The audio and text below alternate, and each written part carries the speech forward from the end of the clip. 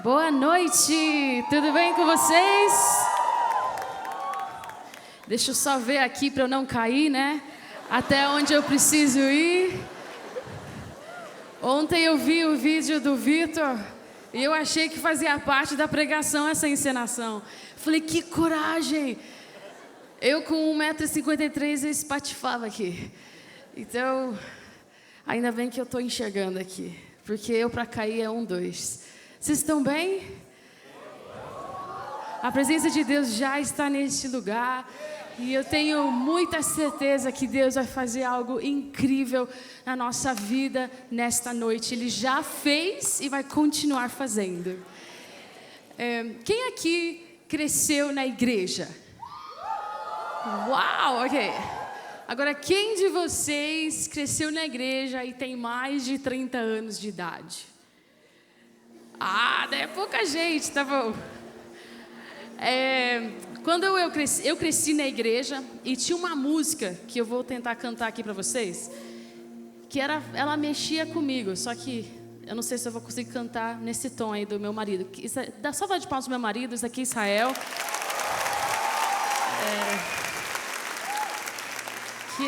Que a música era assim. Como que é, linda?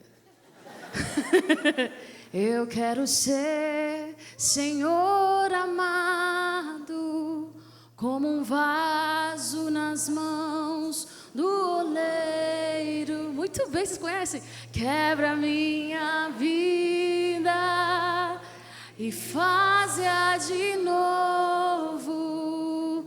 Eu quero ser um vaso novo. Eu fiquei pensando, quem quer ser um vaso? Eu tinha só 8 anos de idade, não entendia nada. Eu falava assim, vai ter um vaso na mão de alguém que vai ficar me olhando? No oleiro? E daí com o tempo foi passando, e daí eu comecei a ouvir na igreja por aí, a paz do Senhor, vaso. E daí eu ficava assim, o que é isso? E depois era, oi vaza, ou era oi vaza. Eu não sabia exatamente o que estava acontecendo.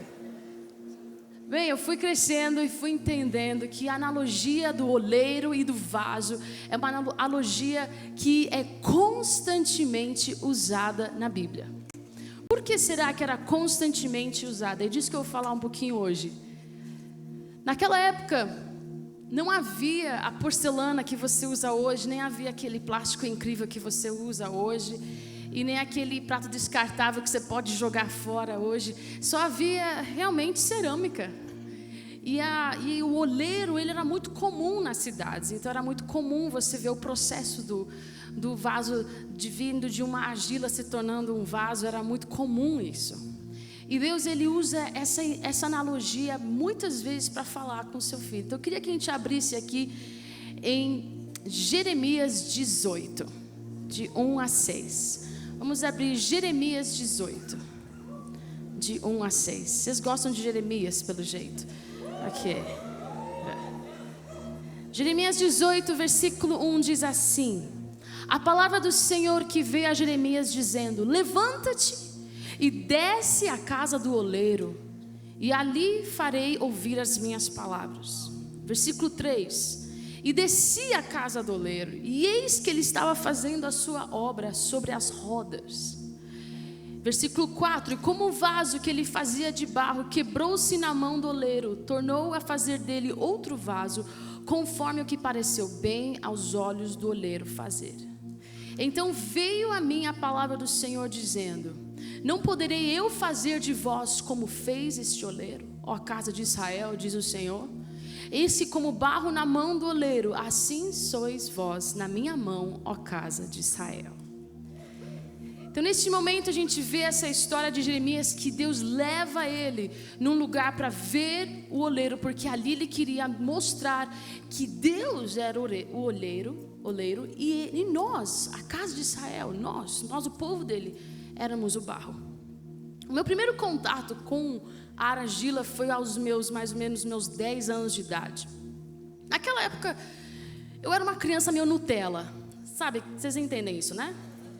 Tá, hoje eu seria a criança raiz, porque uma criança Nutella naquela época bebia água da torneira, fazia bombinha caseira, soltava nas cobras. Essa era a minha vida, tá? E fazia barraca, ia dormir na barraca, ficava sem tomar banho por 3 dias.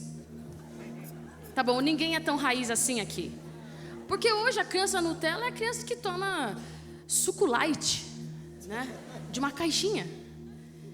E naquela época eu tinha muito nojo da lama. Só que eu era fascinada pelaquela parte que vocês já viram, né? Naqueles filmes, naqueles vídeos, que vem o oleiro, ele pega a água, ele pega um pedaço de argila e ele começa a moldar e aquilo vai rodando na mão dele. E eu queria muito aprender. Então eu venci o meu nojo da lama e eu entrava naquela sala de aula e falava: professora, pode me dar o que for, esse pedaço era gelado no começo, era mole, mas eu pegava aquilo. E o que mais me impressionava é que eu queria chegar a construir aquele vaso que tinha saído daquele forno. Mas para eu chegar naquele lugar eu tinha que fazer essa parte básica. Eu cresci, não muito de altura, mas eu cresci.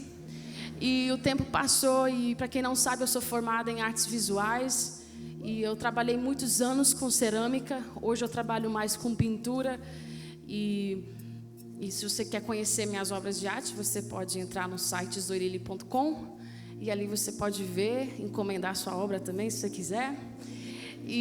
Mas a minha cerâmica, ela ficou de lado. E era uma paixão da minha vida que eu senti que era um tempo para eu deixar de lado. E enquanto eu estava orando para vir para essa conferência, o Senhor me trouxe a cerâmica no meu coração. E eu falei: não vamos falar desse assunto, Deus, porque eu estou morrendo de saudade do torno. Para quem não sabe, o torno é aquela roda que gira. Ela tem um pedal. Você aperta naquele pedal e vai rodando aquela roda gigante. E nisso você coloca a argila naquele centro e você vai moldando ela. Todo mundo já viu essa imagem, certo? Tá bom. E Deus falou: não, eu não quero que você volte a fazer cerâmica. Talvez sim, mas agora eu queria que você falasse com o pessoal lá de BH sobre cerâmica, sobre aquilo que eu estou fazendo no coração deles e no seu coração.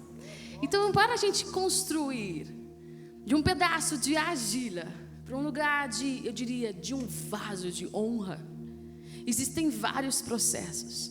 E é incrível que Deus, ele não usa analogia com um copo de cristal.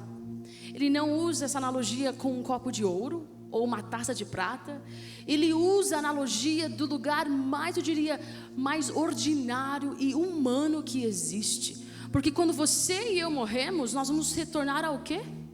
Ao pó, que é de onde vem a argila.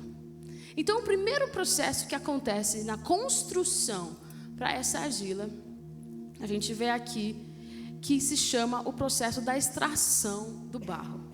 Eu creio que é o processo que a gente teve quando a gente conheceu a Jesus.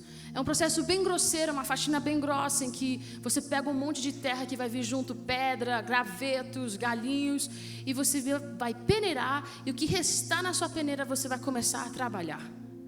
Em 1 Pedro 2,9 diz que nós somos o quê?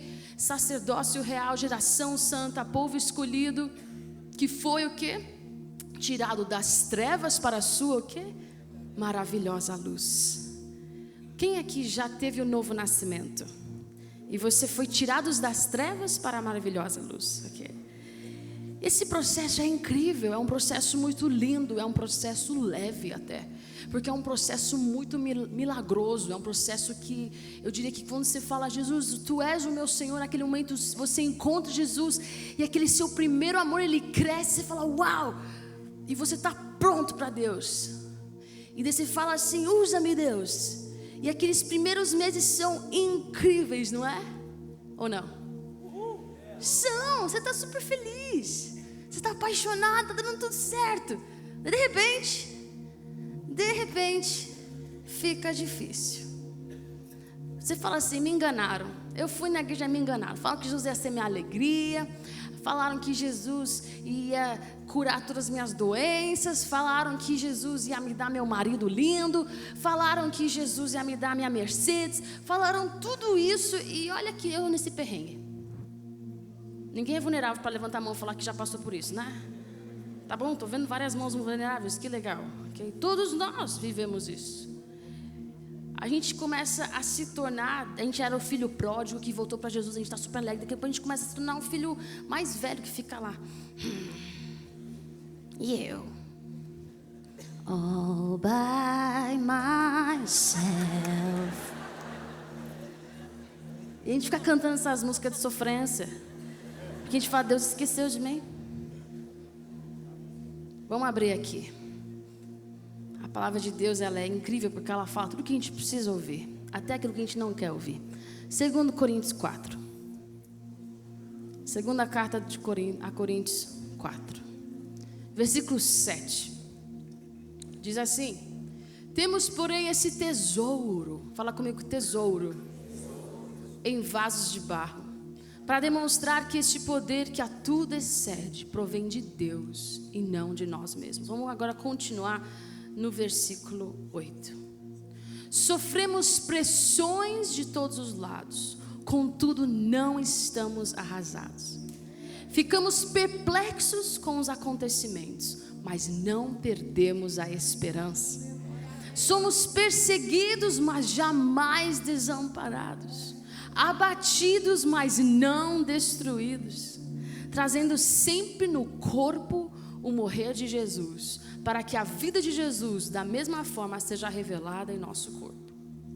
Pois nós que estamos vivos somos cotidianamente entregues à morte por amor a Jesus, para que a sua vida também se manifeste em nosso corpo mortal, de maneira que em nós opere a morte, entretanto em vós a vida. Uau! Então, depois que você separou a terra, você pegou aquele pó, quanto mais fino o pó, melhor será a sua argila. E daí você faz o quê? Você adiciona água. A água seria o Espírito Santo. E ele começa o quê? Sovar aquele barro. Aquela argila que você compra na loja, ela já foi sovada muitas vezes e você tem que sovar só um pouquinho. Mas quando eu fazia isso, eu tinha que sovar horas. Por quê? Quando você não sova direito aquela massa, ela forma várias bolhas de ar dentro da massa, que podem fazer o quê? Com que quando você leve aquela peça ao forno, ela venha explodir. Por isso que é importante a sova. E demora horas. Você sova, descansa, deixa lá no cantinho, porque daí a água vai permeando. Daí você pega a peça de novo e você sova, e você sova. E daí você deixa lá descansando. Quem já foi sovado por Deus aqui? Né? E daí você fala assim, agora acabou, né? Foi a primeira sovada, já deu. Daí você tem tipo 30 segundos de respiro. Tá bom, 30 dias. Daí vem a sova de novo do Senhor. Daí você fala, não, já deu. Daí ele vai lá. Mas a gente estranha isso, né? Mas a gente esqueceu dessa palavra aqui. Que nós sofremos pressões, mas não estamos arrasados. Nós ficamos perplexos, mas nós não perdemos a esperança.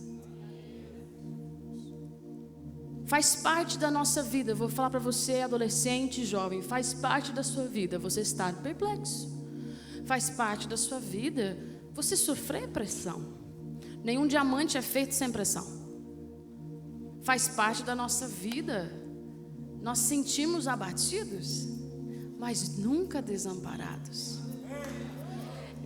E muitas vezes nós encaramos a nossa dor como o nosso inimigo. E Deus quer nos levar num lugar onde a nossa dor não é o nosso inimigo, mas é uma plataforma para o poder dele ser revelado. E muitas vezes fugimos da dor. Nós não queremos tocar nesse assunto. Nós não queremos ver aquele fulano. Não fale disso. Não. Eu era assim. Não queria ver. Não queria sentir. Porque dói. Eu lembro uma vez que eu estava na rua. E tinha uns 12 anos, sei lá. E eu caí no chão. E quando eu caí no chão, tinha uma garrafa de cerveja quebrada no chão e tinham vários caquinhos. Só que ao cair no chão, todos os caquinhos entraram na minha mão. E eu chorando, meu tio pegou uma pinça e tirou caquinho por caquinho, sem anestesia. E eu chorava e ele falava, mais um pouquinho, Zoe, mais um pouquinho. E daí chegou uma hora que eu falei, chega. Ele falou, tá bom. Daí ele fez o curativo. Passou uma semana, minha mão estava o dobro dessa daqui. Estava roxa, amarela no meio assim, verde e roxa por fora. E eu estava jantando e eu escondendo, eu punha ela no bolso e comia só com a mão direita. E minha mãe falou, quero ver tua mão. Põe aqui na mesa, quero ver tua mão. Não, mãe, tá curando já. Não, quero ver tua mão. Eu tirei, ela falou assim, tem um caquinho aí dentro aí. Tem não, mãe. O tio tirou tudo. Tirou nada, tem caquinho aí. Vamos pro hospital agora. Não. E eu chorando, não queria pro hospital. Odeio injeção. Quem me entende, tá? Daí eu fui pro hospital e não tinha injeção. Era na raça mesmo. Pegou o bisturi e abriu lá. E de lá saiu um caquinho bem pequenininho. E eu pensei, minha mãe agora ela vai, sabe, me consolar. Ela vai falar pra mim, tadinha, vamos pra casa, queridinha. Que nada. Cheguei no carro, eu vi um sermão da casa, do hospital até em casa. Assim. Que fique de lição, dona Zoe. Nada você pode esconder de Deus. E quanto mais você esconde, pior fica. Então, quando na sua vida você tiver um caquinho, mesmo que doa, mesmo que você tenha que rasgar com um bisturi, você vai rasgar aquilo. Okay? Deus!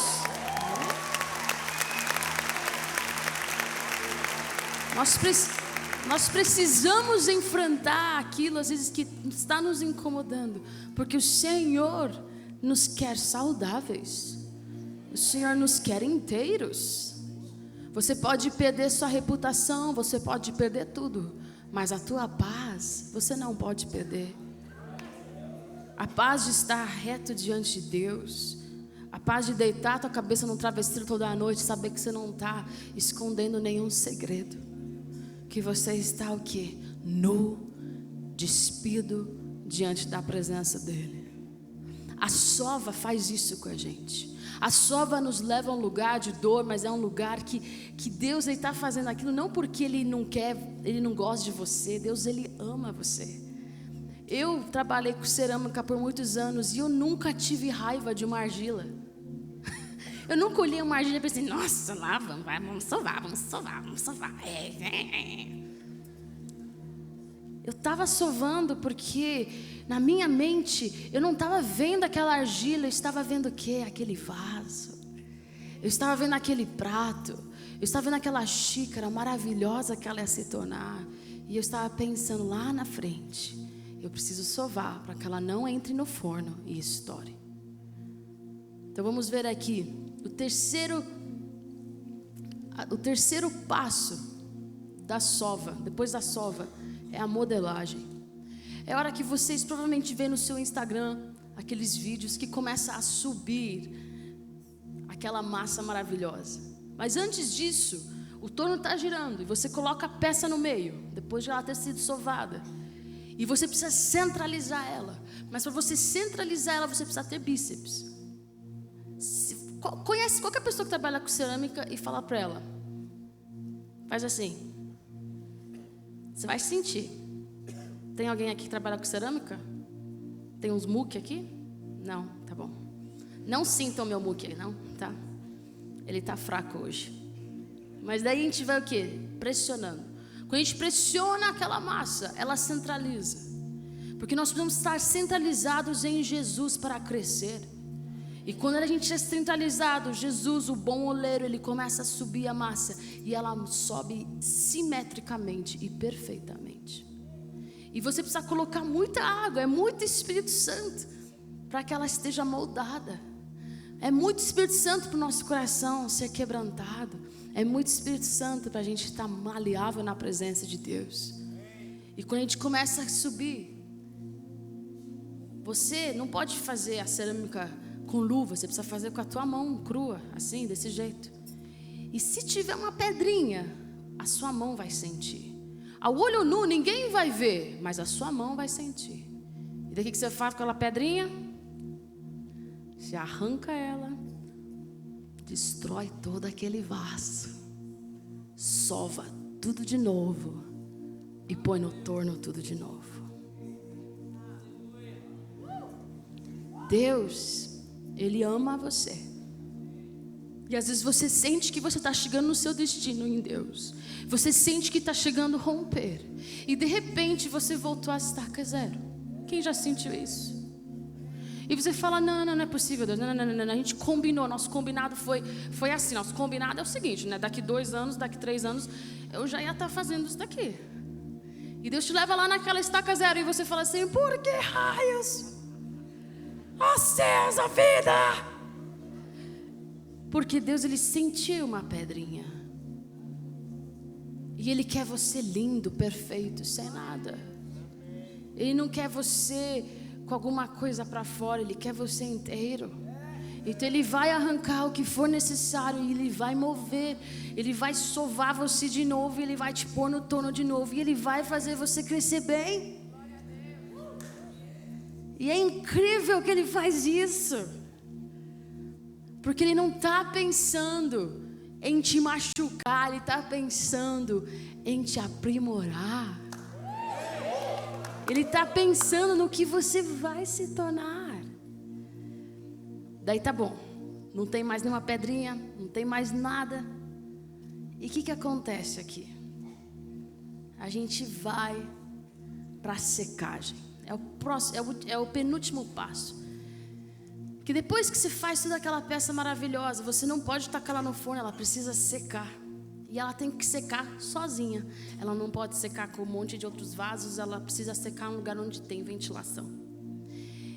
E eu lembro que às vezes o tempo era difícil, ficava muito úmido e eu ia correr para o ateliê no dia seguinte e não tinha nada para fazer porque as peças não estavam secas. Eu tinha que voltar para casa, no dia seguinte eu tinha que tentar de novo. E era assim, e era muito assim, imprevisível a hora da secagem daquela peça. E eu creio que a hora da secagem na nossa vida é a hora do nosso isolamento. Que Deus às vezes nos leva para uma fase onde está tudo muito seco. Um lugar onde às vezes a gente está sozinho. E a gente questiona o Senhor. Vamos abrir aqui em Romanos 9, do versículo 20 a 21. Romanos 9, do versículo 20 a 21. Todavia, quem és tu, ó homem, para questionares a Deus? Acaso aquilo que é criado pode interpelar seu Criador, dizendo, por que me fizeste assim? Ou o oleiro não tem todo o direito de produzir do mesmo barro um vaso para fins nobres e outro para os mesmos, mas menos honrosos? E nós temos uma cultura muitas vezes de questionamento, em que nós questionamos a Deus. Eu não acho errado você perguntar para Deus, mas você se revoltar com Deus não te levará mais rápido ao seu destino. Eu lembro que eu questionei muito a Deus porque Ele me fez do jeito que eu era. Para quem não sabe, eu não era a ovelha negra, porque eu acho que isso é muito pejorativo de falar, mas eu com certeza era a ovelha colorida da família. Minha mãe, meu irmão, vocês conhecem meu irmão? Meu irmão é chamado Theo Hayashi. E meu irmão, ele era tipo o carisma em pessoa. Ele era um menininho bonitinho, que ele entrava no prédio, todo mundo sabia o nome dele. Tudo que ele fazia bonito. E eu era estranha, muito estranha. Eu não conseguia falar com ninguém que eu não conhecia. Olhar para baixo, e aí, beleza? Tchau, fala.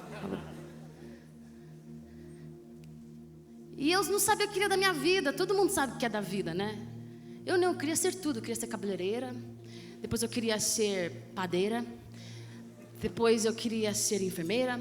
Depois eu queria ser tudo. Meu irmão não, ele queria ministério. Desde criança. Ele queria estar aqui com esse negócio na mão. Isso daqui era o que eu menos queria na vida. E um dia eu fui numa igreja. E a moça lá da frente fez um exercício muito difícil. Ela falou, quero que você apresente-se a Deus como se você fosse uma obra de arte, porque Ele te vê como uma obra de arte. Eu quero que você se apresente a Deus e pergunte para Ele o que Ele pensa de você. E daí todo mundo lá. E daí eu me apresentei ao Senhor. Eu falei, que porcaria aqui que você fez hoje, hein? Sou toda estranha. Não sei o que eu quero da vida. Já fiz 3 faculdades pela metade. Não tenho dinheiro. Não tenho nem namorado, nem alguém que gosta de mim lá no 1000 quilômetros de distância. Não existe ninguém. Tá tudo torto, tudo errado. Esse vaso aqui, ó, saiu tudo assimétrico. E o Senhor falou para mim, eu amo o que eu faço. Assim como eu amo todo mundo dessa sala, eu também amo você. E quem é você para falar que não gosta do que eu faço? Mas Jesus é tão bom que Ele dá uma bronca, mas Ele dá um abraço logo em seguida. E daí Ele falou assim para mim. Ele falou, você é toda estranha assim. Porque eu amo que você é estranha, porque eu fiz você assim. E você tem uma função na sua vida. Todo mundo tem várias, mas você só tem uma. Você quer saber qual que é?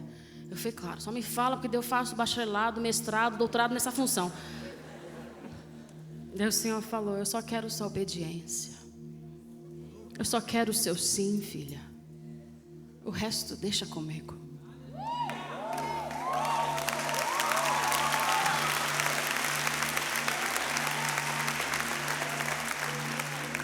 E naquele momento, parece que um peso saiu das minhas costas. De que eu não era boa o suficiente, de que eu não conseguia fazer isso, de que eu não tinha carisma, de que eu não tinha isso, que eu não era alta, que eu não era magra, que eu não era assim, assada, cozida, sei lá, frita. Eu era assim. E Ele amava assim. E Ele podia moldar o meu vaso de como eu quisesse. E daí você pensa, depois desse dia, daí deu tudo certo, né, Zoe? Que nada, eu fui para a sova. E na sova forte. E o Senhor me salvou mais ainda. Mas eu perdi muita coisa naquela época da minha vida. Perdi muitas pessoas na minha vida. Perdi muitas oportunidades. Perdi muito e me encontrei isolada. E eu falei, Deus, eu disse sim, mas eu estou aqui isolada, esperando, e cadê? E daí eu lembro que eu fiquei naquele momento da secagem, isolada. E naquele dia o Senhor começou a falar, filha, eu vou te pôr naquele fogo ali. Só que você tem que estar pronta para entrar lá. Eu falei, mais fogo? Já basta a sova, agora vai ter o fogo, eu prefiro ficar aqui. Mas o Senhor Ele nos leva ao próximo estágio, porque o fogo Ele é transformador.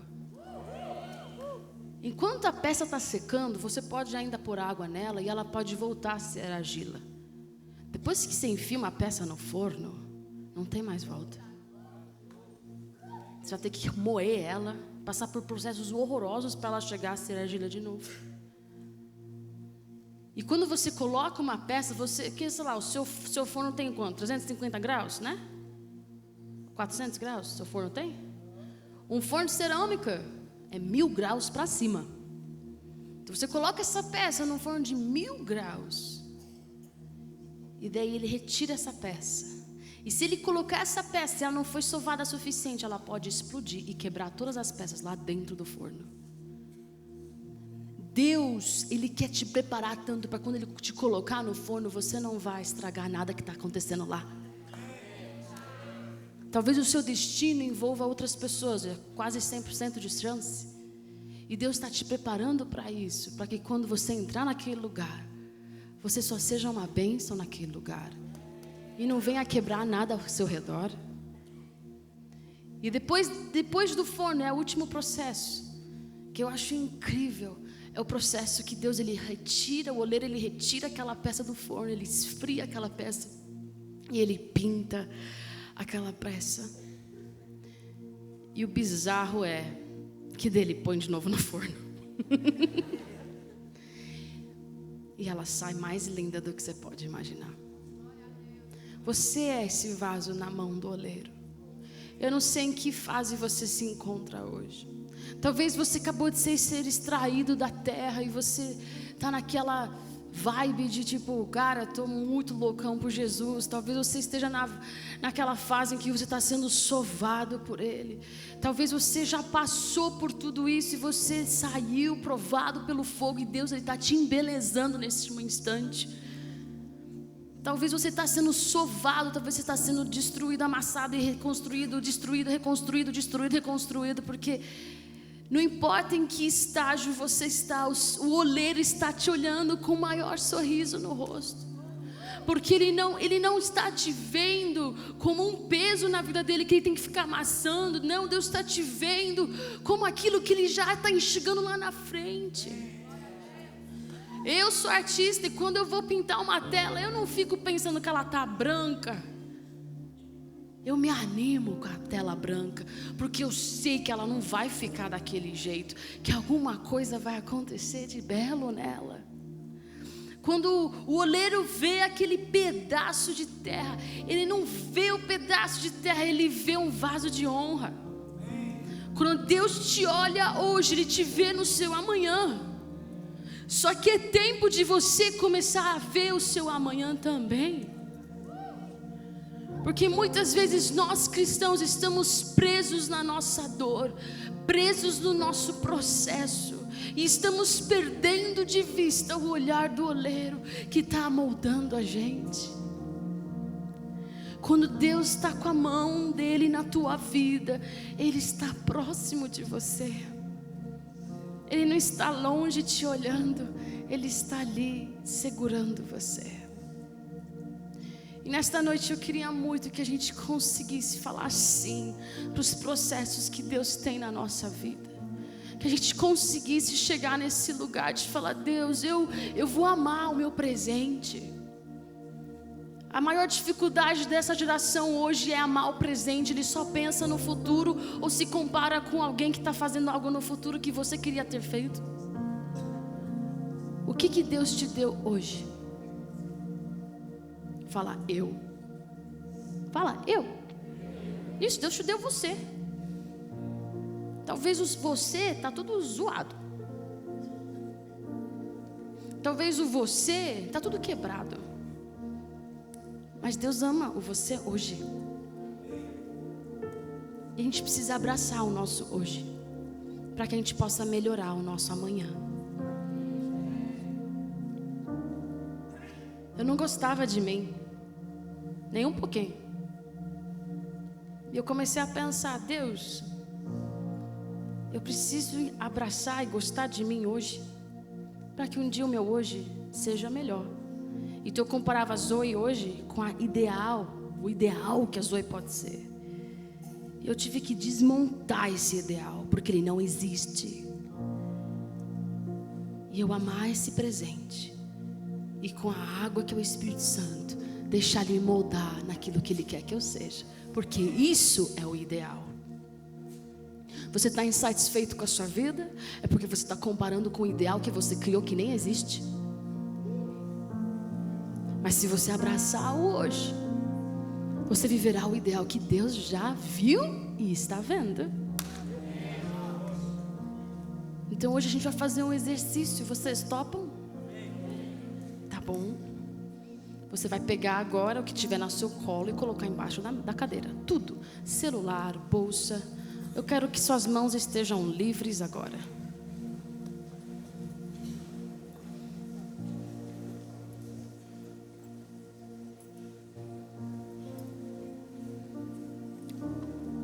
Mostra sua mãozinha para mim. Aê. Esse exercício é muito simples. Alguns de vocês vão curtir muito exercício, outros vão falar: nunca mais quero ver aquela japonesinha. Mas eu te garanto que vai dar tudo certo se você tiver um coração de criança. Esse exercício vai usar sua imaginação. Ai, mas a imaginação é do demônio. Não é, não. O Senhor que te deu imaginação. E o que você vai fazer nesse exercício? Eu vou cantar coisas e você vai imaginar. Alguns de vocês vão realmente ver no Espírito. Eu fiz esse exercício mês passado. Um grupo de alguns alunos. E tinha uma senhora ali. bem resistente. E ela veio me contar, que ela falou assim, daí você lá chegou e falou assim, fecha os olhos e imagina. Eu falei, que baboseira é essa? Só que aconteceu, o Senhor levou ela no lugar, e antes de eu falar, ela via tudo. Então eu falava, existe um barco, ela já tinha visto o barco. Existe 2 remos, ela já tinha visto 2 remos. Existe uma caixa dentro do barco, ela já tinha visto a caixa. E aquilo foi quebrantando o coração dela, porque ela entendeu que Deus, Ele pode usar a sua imaginação para falar com a gente. Nós vamos imaginar hoje um cenário, eu vou montar esse cenário com você. Você vai ter que ficar de olhos fechados. Talvez você tenha vontade de dar risada, talvez você tenha vontade de chorar, talvez você tenha vontade de fazer absolutamente nada, mas você vai simplesmente obedecer, pode ser? Então se eu falar para você, empurre a porta, o que você vai fazer? Fazer com a mãozinha? Muito bem. Tem gente que tem outras portas assim.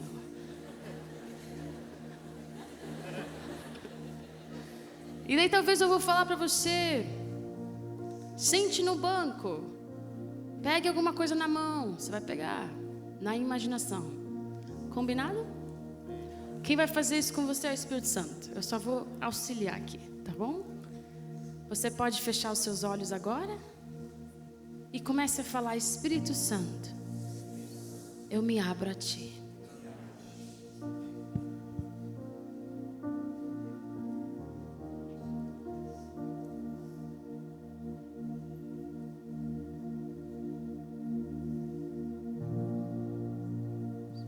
Vai falando com Ele.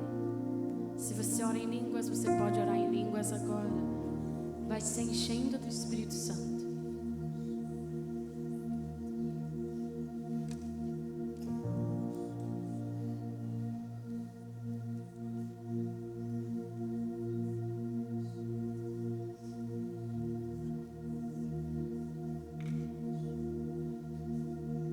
Sim, Senhor, nós convidamos mais da Tua presença. O Senhor já está aqui, mas nós nos abrimos para ir mais profundo em Ti.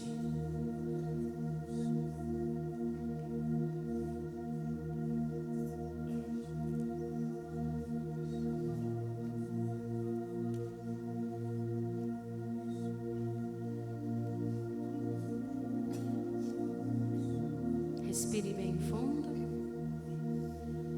Pode soltar.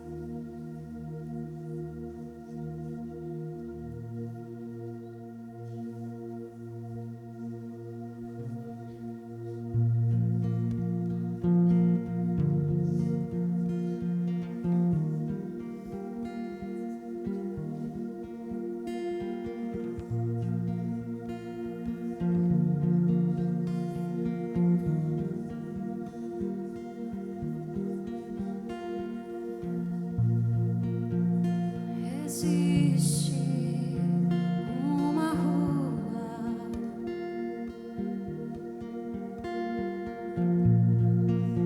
com tantas árvores na lateral.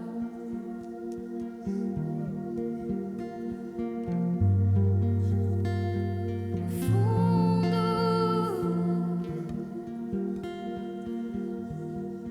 lá no fim da rua existe um chalé, todo de madeira, todo tão lindo. Quem será que está ali?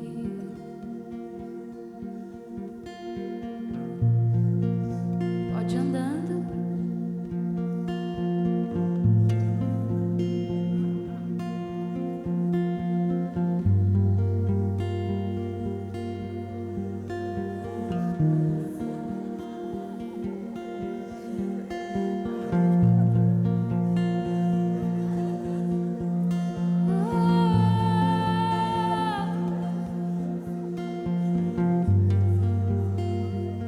Sem medo, chego tão perto e vejo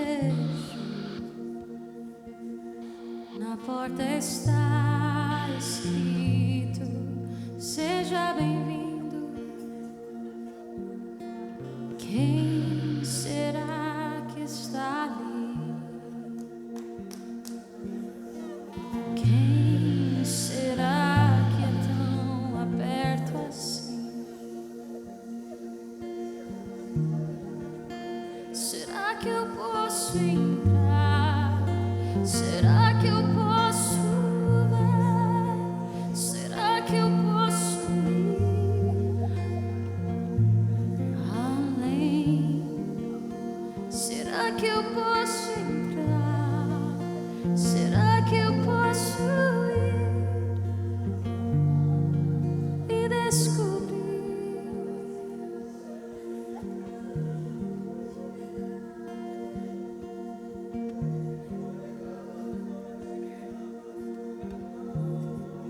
Agora você vai empurrar a porta. Ela está destrancada.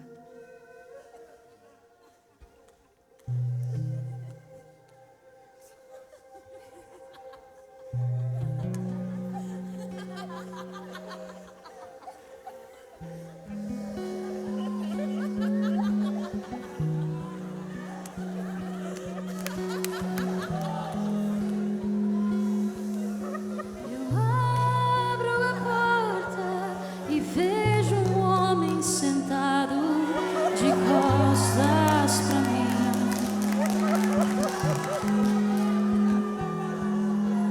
com um avental em sua cintura e algo que ele segura em suas mãos. Ele para e olha pra mim e diz: pode vir, pode vir. Vem, vem ver o que eu estou fazendo aqui.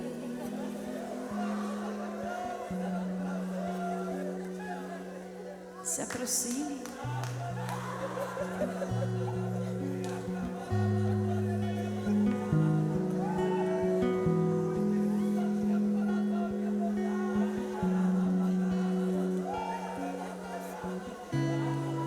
Estou te moldando,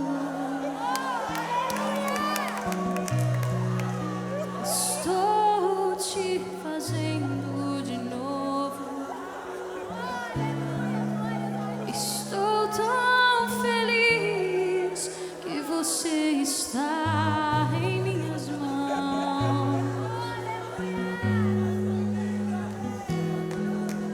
Estou te moldando,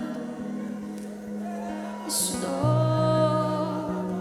te restaurando. Eu amo esse momento, só eu e você.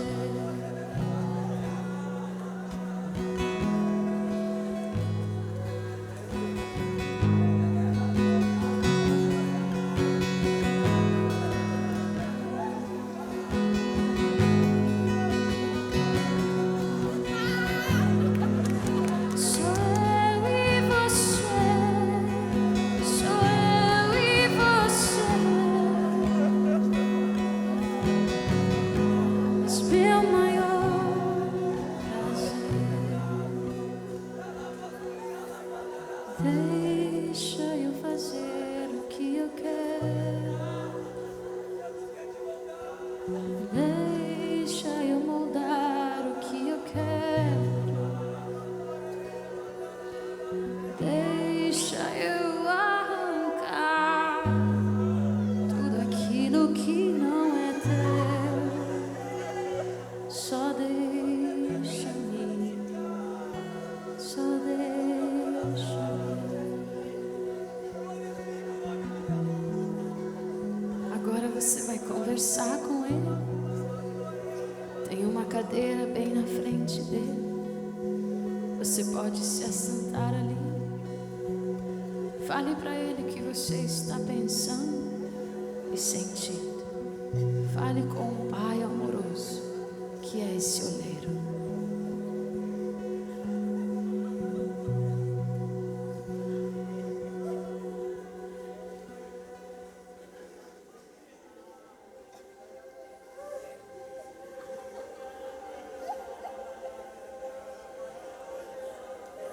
Fale tudo, expresse tudo aqui. Fale até aquilo que você tem medo. Fale tudo.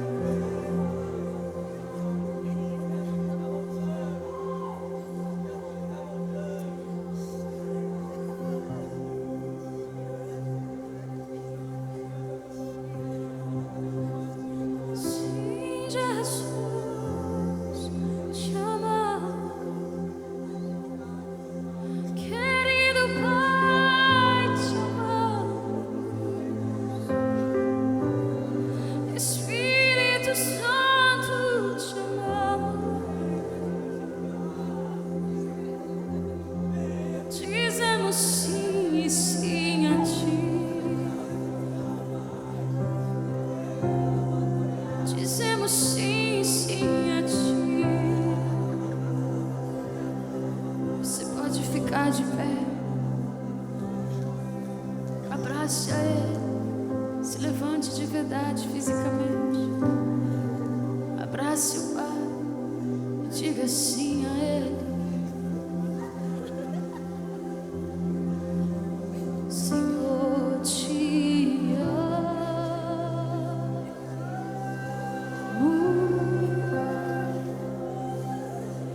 mais e mais que o ouro, prata, mais que a mim, Senhor, te amo mais,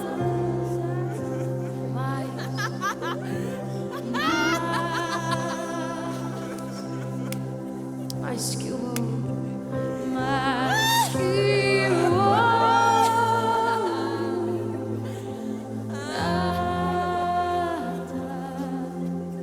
mais que a só tu és santo,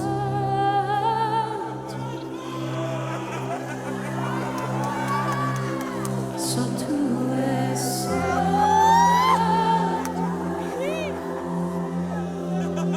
Não há outro como tu, não há outro como tu, não há outro como tu, não há outro como Jesus. Só tu és santo,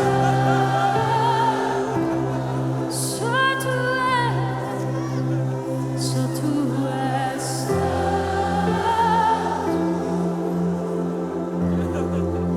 Não há outro como tu, não há outro como tu, não há outro como tu, não há outro como Jesus.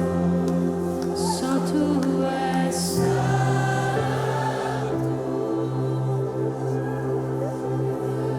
só tu és santo.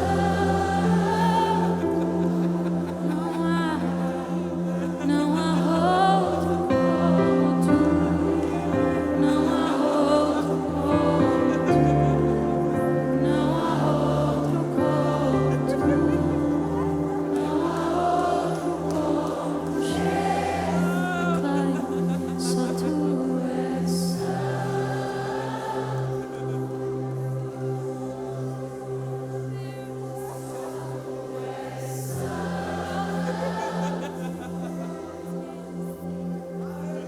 Não há outro como tu, não há outro como tu, não há outro como tu, não há outro como Jesus.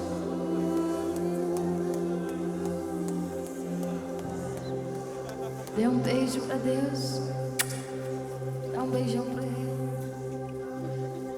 Ame a Ele. Cante agora a sua própria canção a Ele.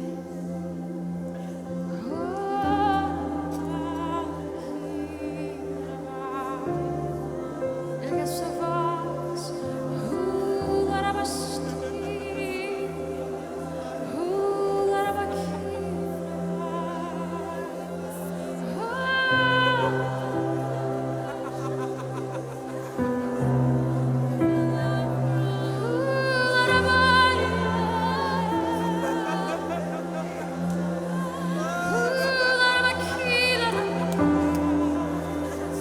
Te honramos, Jesus.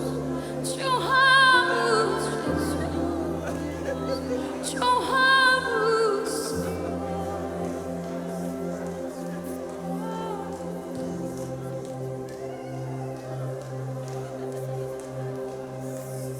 Não há outro como tu, não há outro como tu, não há outro como Jesus. Vamos dar uma salva de palmas a Jesus.